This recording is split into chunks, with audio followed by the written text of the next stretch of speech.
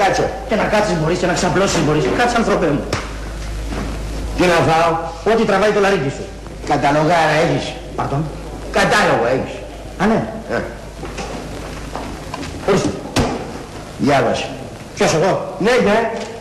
Από μέσα μου. Απόξω σου ρε, να ακούσω κι εγώ.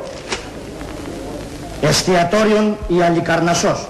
Πλατεία Κουμουντουρού 35. Όχι αυτά ρε. Αλλά. Τα φαγιά. Μακαρόνια με κιμά. Τίποτα πιο εκλεκτό. Ναι. Αντζέμ πιλάφι. Τίποτα πιο εκλεκτό.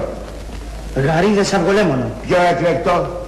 Μπαρμπούνια τηγανιτά. Πιο εκλεκτό. Ναι, δεν διαβάζεις μόνο σου. Φέρε μια γίγαντες γιαχνή. Μ' αρέσει που ξέρεις και καλοτρός.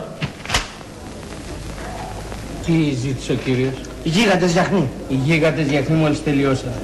Μόλις τελειώσανε. Ναι. Πότε? Τέλος πάντων μόλις τελειώσανε.